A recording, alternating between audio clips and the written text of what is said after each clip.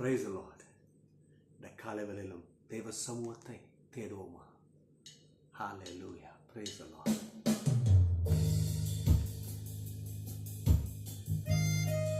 இருதயத்தை உயர்த்தி அந்த சர்வ வல்லவரை ஆராதிப்போம். அது நம்முடைய பலன். இந்த நல்லவரை மனதார அப்பா உங்க பிள்ளைங்க உங்க சமூகத்தில் வந்திருக்கிறோம். நீர் எங்களுடைய முகவரி, நீர் எங்களுடைய பலன் என்று சொல்லுவோமா? நல்லவரே என் இயேசுவே, நான் பாடும் பாடலின் காரணரே. நல்லவரே என் இயேசுவே, நான் பாடும் பாடலின் காரணரே. நன்மைகள் எதிர்பார்த்து உதவாதவர், ஏழையாம் என்னை என்றும் மறவாதவர். நன்மைகள் எதிர்பார்த்து உதவாதவர், ஏழையாம் என்னை என்றும் மறவாதவர். துதி உமக்கே, கனம் உமக்கே, புகழும் மேன்மையும் ஒருவருக்கே.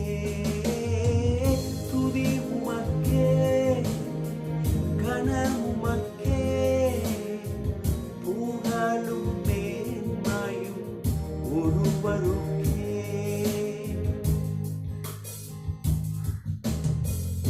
எத்தனை மனிதர்கள் பார்த்தேனையா,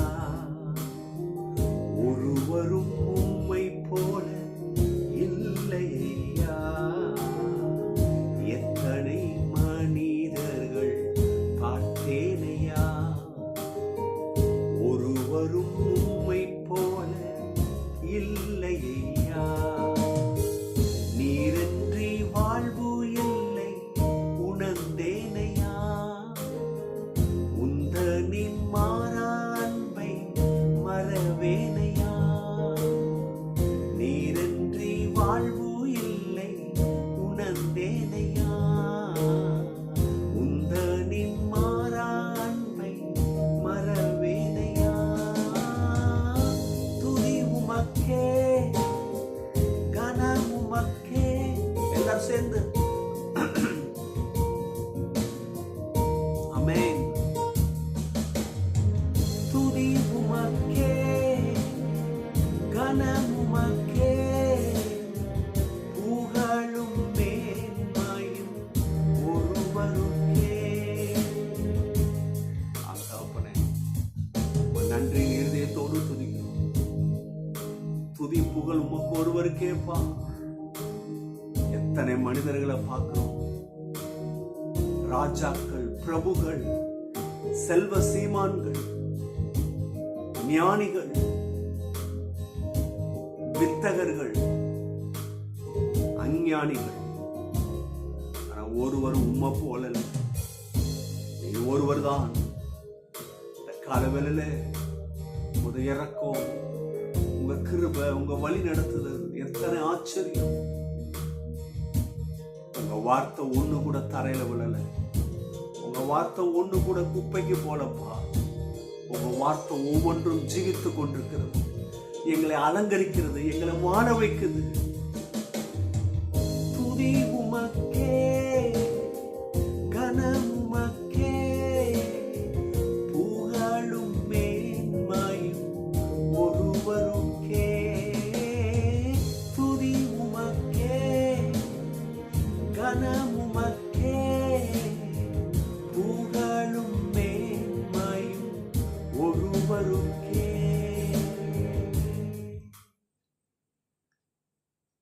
இயேசுவே, நீர் தொடர்ந்து எங்கள் மத்தியில அசைவாடும். நீர் பேசுங்கப்பா. உங்க வார்த்தையில இந்த காலவேளையில எத்தனை பேர் செத்தம் பிணம் போல இருக்கலாம், வியாதியில் இருக்கலாம், தோல்வின் விளிம்பில் இருக்கலாம், அவமானத்தில் இருக்கலாம். ஆனால் உமது வார்த்தை யாரா இருந்தாலும் சரி, உம்மை நம்பும் பொழுது அவர்களை உயிர்ப்பிப்பீராக. இந்த காலை வேளையில உயிர்ப்பியும் அலங்கரியும். நீர் அப்படி செய்ய போவதற்கு நன்றி.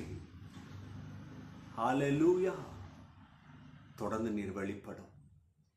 தைரியத்தை கொடுங்கப்பா. அலமோதிக்க இருக்கிற வாழ்க்கைக்கு நீர் நங்கூரமாக வாங்க. காற்றடிக்கிறது, புயல் வீசுகிறது, பற்றாக்குறைகள், தரித்திரங்கள், சமாதானம் இல்லை, பலவிதமான போராட்டம், பலவிதமான பயம், கலக்கம். இன்றைக்கு இந்த காலவெளியில உமது பிள்ளைகளை அபிஷேகித்து பலப்படுத்தி ஸ்திரப்படுத்துங்க, உறுதிப்படுத்துங்க. இயேசுவின் நாமத்திலே ஆமென், ஆமென். ஹல்லேலூயா, ஹல்லேலூயா. நம்புறீங்களா? கர்த்தருடைய வார்த்தை ஒன்று கூட தரையில் விழல, அது வீணான இடத்துக்கு போல. கர்த்தருடைய வார்த்தை நேர்த்தியாய் நம்மளை உருவாக்கும், அலங்கரிக்கும். இன்றைக்கும் கடவுளுடைய வார்த்தை நம்மத்திலே பெரிய காரியங்களை செய்யும். ஆமென். தேவ மக்களே, சங்கீதங்களின் புஸ்தகம் 18ஆம் அத்தியாயம் 28ஆம் வசனத்தை ஆதாரமாக இன்றைக்கு எடுப்போம். இந்த சங்கீதக்காரர் எப்படி சொல்கிறார்? தேவரீர் என் விளக்கை ஏற்றுவீர், என் தேவனாய கர்த்தர் என் இருளை வெளிச்சமாக்குவீர். ஆமென். தேவரீர் என் விளக்கை ஏற்றுவீர். இந்த வசனத்தில் 3 காரியங்களை நான் உங்களுக்கு காண்பித்து கொடுக்க விரும்புகிறேன். தேவரீர் என் விளக்கை ஏற்றுவீர், என் தேவனாய கர்த்தர் என் இருளை வெளிச்சமாக்குவார் என்று பார்க்கும் பொழுது 3 காரியங்கள் வெளிப்படுத்துகிறது. ஒன்று, God as the source of light in our life. கர்த்தரே நம்முடைய வாழ்க்கையின் ஆதாரமாக இருக்கிறார். எதற்கு? நம்ம வாழ்க்கைக்கு தேவையான வெளிச்சத்தை கொடுப்பதற்கு. வாழ்க்கையின் தேவையான வெளிச்சம் என்று சொல்லும் பொழுது இது எப்படின்னா, நம்முடைய வாழ்க்கையில் என்ன தேவை? ஆசீர்வாதம், சமாதானம், சந்தோஷம். இதை தான் ஆவிக்குரிய விதத்தில் இதை லைட்ன்றாங்க, வெளிச்சம்னு. எப்படி தேவன் இந்த பூமியில் இருள் தான் ஆதிக்கம் செய்து கொண்டிருந்தது, இருள் தான் இருந்தது, எங்கே பார்த்தாலும் இருள். 2வது, இருள் இருந்ததுனால இந்த பூமியில் எதுவும் ப்ராப்பரான பிளேஸ் இல்லை, ஒழுங்கினமாக இருந்தது என்று சொல்லி வேதவசனம் சொல்லுது. ஒழுங்கினமாக இருந்தது. இருள் இருக்கிற இடத்துல ஒழுங்கினா இருக்கும். ஆனால் கர்த்தர் பாருங்க, அதை சரி பண்றாரு. வெளிச்சம் உண்டாக்கறது என்று சொன்ன உடனே வெளிச்சம் வந்தது. அது எப்படியோ கர்த்தர் ஒரு மனுஷனுடைய வாழ்க்கையில, ஒரு குடும்பத்தினுடைய வாழ்க்கையில எப்படி இந்த வெளிச்சமான ஆசீர்வாதங்களும், இந்த வெளிச்சமாய் இருக்கிற சமாதானமும், வெளிச்சமாய் இருக்கிற சந்தோஷமும் அவசியம் என்பதை அறிந்திருக்கிறார். ஆகவே கர்த்தர் தான் அதுக்கு ஆதாரமாக இருக்கிறார். அதை கர்த்தர் நமக்கு தருகிறார். எத்தனை பேர் நம்புறீங்க? அதனாலதான் அந்த சங்கீதக்காரர் சொல்றாரு, என் விளக்கை ஏற்றுவீர். ஒரு மனுஷனுக்கு, ஒரு விசுவாசிக்கு எப்படி நம்பிக்கை இருக்கணும்னா, உனக்கு ஆசீர்வாதம் தேவை, சமாதானம் அவசியம், சுகம் அவசியம், வெற்றி அவசியம். இதெல்லாம் நீ கண்டுபிடிக்கல. நீ கண்டுபிடிச்சு நீ தான் ஏதோ மனசுல போய் பட்டு இது நல்ல விஷயமா இருக்கு, கேட்போம் ஆசீர்வாதம், நீ கேட்கறதுனால இல்லைங்க. இது ஏற்கனவே கர்த்தர் அறிந்திருக்கிறார். இப்படிப்பட்ட நன்மை, இப்படிப்பட்ட ஆசீர்வாதம் மனுஷனுக்கு அவசியம் என்று அறிந்து அந்த ஆசீர்வாதத்தை உருவாக்கி வச்சுட்டாரு. நீங்க கேட்டதுக்கு அப்புறம், நீங்களும் நானும் கேட்டதுக்கு அப்புறம் உருவாக்கல, ஏற்கனவே அவசியம் என்று அறிந்து உருவாக்கி வைத்திருக்கிறார். எத்தனை பேருக்கு நான் சொல்றது விளங்குது? இந்த காலவேளையில நமக்கு ஒரு அறிவு வேணும். கடவுள்தான் இதுக்கு ஆதாரமாக இருக்கிறார். என்னைக்கு ஒரு மனுஷி கர்த்தரே ஆதாரம்னு அறிஞ்சு நீங்க உங்க தேவைகளை ஜெபத்துல வைக்கிறீங்களோ, அந்த ஜெபத்துல கர்த்தர் செயல்படுவார். கர்த்தரை ஆதாரமாக நினைக்க வேண்டும். ஆமென். 2வது, இந்த வசனத்துல பார்க்கும் பொழுது the dependency on God, கடவுளை சார்ந்திருக்கிற ஒரு காரியத்தை இந்த வசனம் வெளிப்படுத்துது. எந்த ஒரு மனுஷி யாரை சார்ந்து இருக்கணும்னா கடவுளை. ஒருவேளை உலகம் சில நேரம் நமக்கு சாதகமாகவே இல்லை, அது வேற போக்குக்கு போகுது. அந்த நேரத்தில் நம்ம யாரை சார்ந்து இருக்கிறோம்? மனிதர்களையா, இல்லை ஏதோ ஒரு விஷயங்களையா, அல்லது நல்ல காலம் நல்ல நேரம் அதை சார்ந்துட்டு இருக்கிறீங்களா? இல்லை எப்படியாவது எனக்கு அவர் உதவி செய்வார்னு மனுஷனை பார்த்துட்டு இருக்கிறீங்களா? இல்லைங்க, எல்லா காலத்துக்கும் உதவி செய்கிறவர் கர்த்தர். நேரம் உதவி செய்யாது, நல்ல நேரம் உதவி செய்யாது, எல்லா நேரத்தையும் நல்ல நேரமாக படைச்சு வச்சிருக்கிறாரு இந்த கர்த்தர். ஆனால் எந்த ஒரு மனுஷனுக்குள்ள, எந்த மனுஷிக்குள்ள கர்த்தரை சார்ந்திருக்கிற இருதயம் இருக்குதோ, அங்கதான் நீங்க கடவுளுடைய வழி நடத்துதலே பார்க்க முடியும். அங்கதான் நம்முடைய இருள் நீங்கும், அங்கதான் நம்முடைய பற்றாக்குறை நீங்கும். நான் சொல்றது விளங்குதா? எப்படிப்பட்ட டிபெண்டன்சி ஆன் காட்? டிபெண்டன்சினா என்னது? விசுவாசம் அல்லது நம்பிக்கை. இது ரெண்டுமே கடவுள் மேல இருக்கணும். அதுதான் டிபெண்டன்சிக்கு அடையாளம். கடவுளை தான் சார்ந்திருக்கிறேன்னு சொல்லிட்டு அவங்க திறமை, பலவிதமான படிப்பு, பலவிதமான ஆஸ்தி, இது மேல நம்பிக்கை வச்சுக்கிட்டு இருக்கிறாங்க. அதனால தான் அங்க காரியங்கள் ஜெயமாக மாறல. சில பேர் அவங்களுடைய வேலையில அவ்வளோ பெரிய நம்பிக்கை பாருங்க. எனக்கு மாசம் ஆனால் கண்ணை திறந்தா இவ்வளோ அமௌண்ட் வந்து விழுந்துடும். எனக்கு பணத்தை பற்றி நான் கவலை இல்லை. பாருங்க, இது எதை காமிக்குதுன்னா, இந்த பணத்தை தர்றவர், இந்த ஆசீர்வாதத்தை தர்றவர், இந்த வேலையை தர்றவர், இதெல்லாம் மறந்து போய் என்னோட உழைப்பு, என்னுடைய திறமை, என்னுடைய அனுபவம், அதில் தான் நான் ஏர்ன் பண்ணுறேன். இது வந்துருச்சுன்னா அந்த இடத்துல கடவுளை சார்ந்திருக்கிற அனுபவம் இல்லாமல் போகுது. ஆகவே தான் தோல்விகளும் பலவிதமான புயல்களும் சீறி வீசுது. இதில் தாக்கு பிடிக்க முடியாமல் பல பேர் அவர்கள் அங்கலாய்க்கிற, பல பேர் தோல்விக்குள்ளே போகிறாங்க. காலவெளியில் தெரிஞ்சுக்கிடுங்க, டிபெண்டன்சி ஆன் காட். ரெண்டாவது, இந்த டிபெண்டன்சி ஆன் காட்ல ஒபீடியன், கீழ்ப்படுதல், அதுதான் டிபெண்டன்சி. டிபெண்டன்சியில் என்ன அடுத்தது?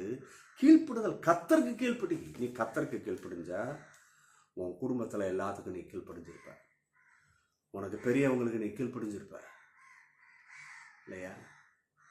இந்த ஆகார் சாராளுக்கு கொஞ்சம் வேற விதமாக செயல்படுறாங்க பாருங்க.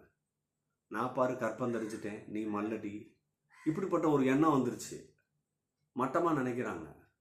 அந்த அம்மா விடுமா, கடினமாக வச்சு நடத்துது. இந்த கடினத்தை தாக்கு பிடிக்க முடியாமல் அப்படியே அந்த அம்மா யார்கிட்ட சொல்லாமல் ஓடி வனாந்திரத்துக்கு வந்துருச்சு பாருங்க. தப்புச்சம் பொழச்சன்னு போவோம். அங்கே கர்த்தருடைய தூதனானவர் இடைப்பட்டு, உனக்கு இங்கே என்னப்பா, என்ன செஞ்சிட்டு இருக்கிற? இந்த அம்மா சொல்லுது, என்னால் தாக்கு பிடிக்க முடியல. அப்படிப்பட்ட கொடுமை பாருங்க. வேத வார்த்தை எப்படி வருது? கர்த்தர்கிட்ட இருந்து வருது. அது கர்த்தர் தான் சொல்றாரு. அநேகர் இதை காது கொடுத்து கேட்கணும். எனக்கு அது முடியல, இது சஞ்சிக்க முடியல, இதை சலிச்சுக்க முடியல, இது ஏற்றுக்கொள்ள முடியல, இது இப்படி இருக்கு, அப்படி இருக்கு, ஏற்றுக்கிட்டியா இருக்கு. கடவுள் எப்படி டீல் பண்ணாருன்னு கொஞ்சம் பாருங்க. சொல்றாரு, நீ போய் அங்கே அடங்கிருன்றார். பாருங்க, கவனிங்க. ஏன்னா உன்னுடைய ஆசீர்வாதம், உன்னுடைய விசுவாசம் எங்க உறுதிப்படுதுன்னா இந்த இடத்துல தான். எங்க போ இல்லையா? அந்த கடினப்படுத்துறதுனால உனக்கு ஆசீர்வாதம் வர அப்படி சொல்லலை.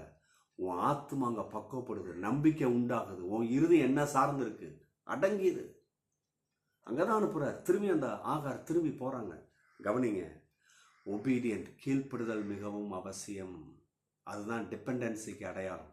மூன்றாவது, சீக்கிங் த காட்ஸ் பிரசன்ட், கடவுளை தேடுகிற ஒரு இருதயம் தான் சொல்ல முடியும் இது கடவுளை சார்ந்திருக்கிற மனுஷன். இன்னைக்கு கடவுளை சார்ந்திருக்கிறோன்னு சொல்லிட்டு கடவுளை தேடல, தேவ சமூகத்தில் செலவு பண்ணல, அவர் சமூகத்தில் நோக்கி பார்த்து, தெய்வமே, என் பலனே, என் கோட்டையே, நங்கூரமே. டிபெண்டன்சி நான் என்னன்னு உங்களுக்கு சொல்லியிருக்கிறேன்.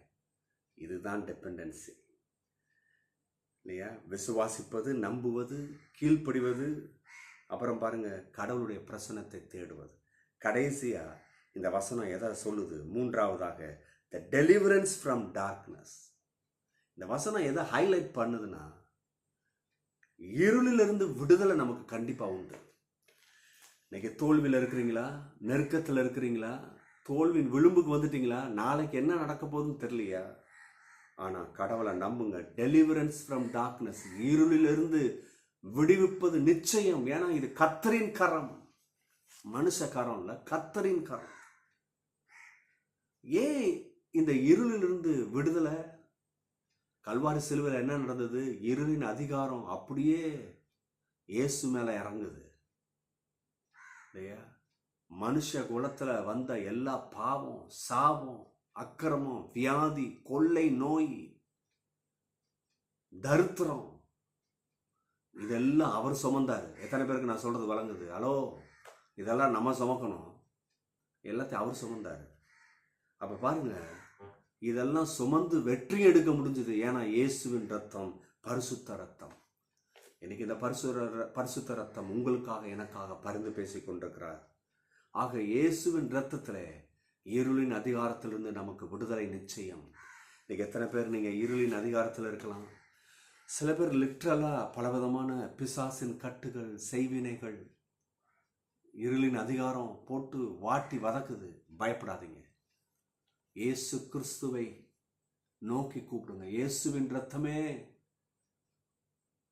எனக்காக பரிந்து பேசுகிற ரத்தமே, நான் உண்மை நம்புகிறேன் என்று சொல்லி அர்ப்பணிங்க. இயேசுவின் ரத்தம் உங்களை விடுதலையாக்கும். அப்பா பிதாவே, இந்த வார்த்தைக்காக நன்றி. இந்த வார்த்தை உமது பிள்ளைகளுக்கு அனுப்பி வைக்கிறேன். இன்னைக்கே சுகமும் வாழ்வும் உண்டாகட்டும். பிள்ளைகளுடைய வாழ்க்கை அலங்கரிக்கப்படட்டும். இயேசுவின் நாமத்தினாலே ஆமேன். God bless you. கர்த்தர் உங்களை ஆசீர்வதிக்கிறார். ஆமேன்.